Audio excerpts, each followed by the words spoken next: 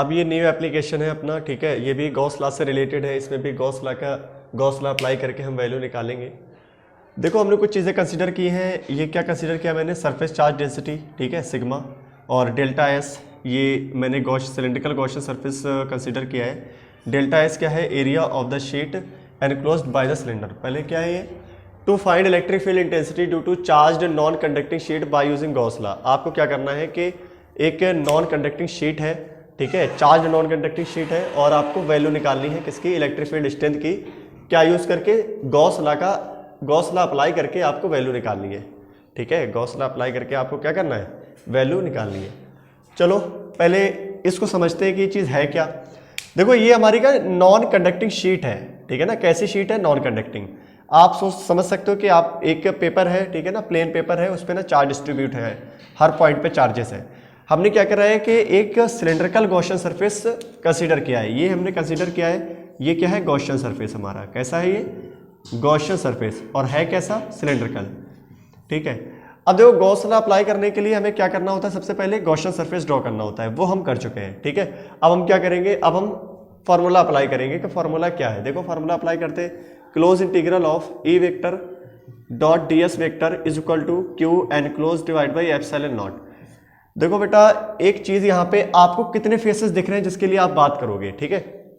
जैसे मान लो ये क्या है कि ये मान लो ये हमारा एक शीट है, पूरी शीट है, चार्ज शीट है, और मैंने ये एक सिलेंड्रिकल गॉसियन सरफेस इस तरह से कंसीडर किया है। मतलब ये सिलेंड्रिकल गॉसियन सरफेस मैंने कंसीडर कर दिया। अब देखो एक ये फेस बचा, एक ये फेस बना, दूसरा ये फेस बना, और तीसरा ये फेस बना, ठीक है। इसका जो इलेक्ट्रिक फील्ड स्ट्रेंथ, अगर मैं देखूं इलेक्ट्रिक फील्ड स्ट्रेंथ की डायरेक्शन, मतलब इसको मैंने माना ये फर्स्ट फेस, ये सेकंड फेस, और ये थर्ड फेस। जो इलेक्ट्रिक फील्ड स्ट्रेंथ की डायरेक्शन होगी वो किस तरफ होगी, इसी तरफ होगी फर्स्ट फेस में, और एरिया वेक्टर की डायरेक्शन भी इसी तरफ होगी, ठीक है ना। चलो अब बात करते हैं सेकंड फेस के लिए। अगर इसके लिए मैं बात करूं, देखो इस तरह से है ना, ये मतलब ये पेपर है, पेपर इस तरह रखा हुआ है, तो इसके लिए एरिया वेक्टर की बात करूं तो एरिया वेक्टर ये, और अगर मैं इलेक्ट्रिक फील्ड स्ट्रेंथ डायरेक्शन की बात करूं तो वो इस तरफ है। मतलब सेकंड फेज में एरिया वेक्टर तो ये हो गया, ठीक है, लेकिन इलेक्ट्रिक फील्ड स्ट्रेंथ डायरेक्शन क्या है, ये। क्योंकि जैसे मान लो ये हमारा पेपर है और हमने ये ऐसे कंसीडर किया है सिलेंड्रिकल गॉसियन सरफेस, तो इलेक्ट्रिक फील्ड स्ट्रेंथ डायरेक्शन क्या होगी, ये।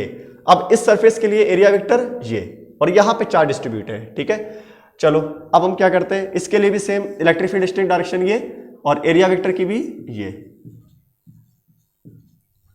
तो पहला हम क्या लिखेंगे, फर्स्ट फेज क्या लिखेंगे, E D S cos 0 plus second phase E D S cos 90 plus third phase के लिए क्या लिखेंगे, ई डी एस कॉस 0, और Q enclosed divide by epsilon naught. ये पार्ट, इसके लिए अगर मैं बात करूं cos 0 की वैल्यू 1, ये पार्ट क्या हो गया 0, तो इसको आप ऐड कर सकते हो, cos 0 वैल्यू 1 रख के क्या लिखोगे, twice E D S Q enclosed divide by epsilon not. मैंने देखो क्या माना है, मैंने माना है delta S area of the sheet enclosed by cylinder. मतलब मैंने इसका एरिया माना है डेल्टा एस, ठीक है, जितना क्या है वो इतना एरिया क्या कर रहा है, चार्ज को एनक्लोज्ड किए हुए है, चार्ज को क्या किए हुए है, एनक्लोज्ड किए हुए। देखो यहाँ पे सरफेस चार्ज डेंसिटी की बात हो रही है। अगर आपको एरिया वाइज चार्ज चाहिए होता है तो आप मल्टीप्लाई करते हो सरफेस चार्ज डेंसिटी से, वॉल्यूम वाइज चार्ज चाहिए होता है तो आप मल्टीप्लाई करोगे वॉल्यूम चार्ज डेंसिटी से, लीनियर वाइज अगर चाहिए होता है चार्ज तो आप किससे मल्टीप्लाई करते हो, लीनियर चार्ज डेंसिटी से, जैसा कि हम लोगों ने इनफाइनाइट लाइन चार्ज में पढ़ा था। तो यहाँ पे हम लोग मल्टीप्लाई किससे करेंगे, ताकि हमें इतने पार्ट का चार्ज पता चल जाए, ठीक है। तो हम क्या लिखेंगे, Q enclosed equal to sigma into delta S. तो बस सॉल्व कर दो इसे, 2 D S is equal to sigma delta S divide by epsilon naught. क्या लिख सकते हो इसे, 2e delta S equal to sigma delta S divide by epsilon not.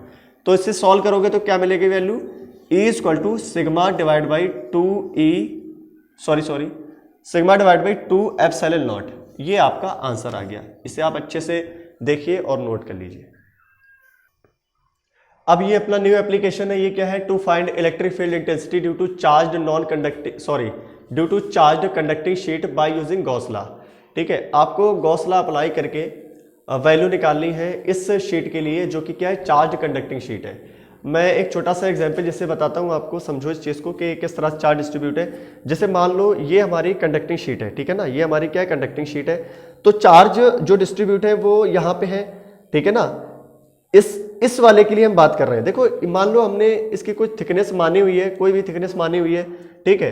अगर मैं इसकी बात करूं तो इधर वाले चार्ज इस तरफ है, इधर वाले चार्ज इस तरफ है। तो हमने क्या करा है कि एक गॉसियन सरफेस कंसीडर किया है, सिलेंड्रिकल गॉसियन सरफेस, ठीक है, और वो कुछ इस तरह से है, ठीक है ना। देखो आप देख पा रहे हो कि इसका एक कुछ पार्ट क्या है कि आउटर द शीट है और कुछ इनसाइड शीट है, ठीक है, कंडक्टिंग जो शीट है उसके इनसाइड है।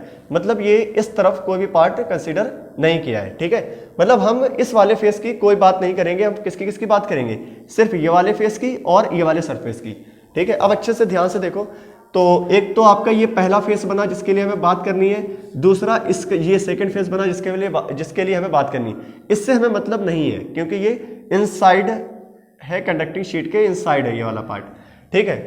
अब देखो वैल्यू निकालते हैं, क्या लिखेंगे, सिंपल बात, पहला काम अपना होता है गॉसियन सरफेस ड्रॉ करना, वो आप कर चुके हो, लिख दो इसे गॉसियन सरफेस, ठीक है।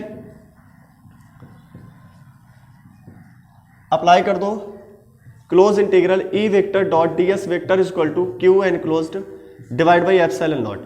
देखो क्यू एनक्लोज्ड की वैल्यू तो आप सेम निकाल सकते हो वैसे ही, क्या लिखा है, delta S area of the sheet enclosed by the cylinder, ठीक है। जितना सिलेंडर ने मतलब शीट का जितना चार्ज क्या है एनक्लोज कर रखा है, तो आप क्या लिख सकते हो, सिग्मा डॉट डेल्टा एस, ये वैल्यू तो आ गई।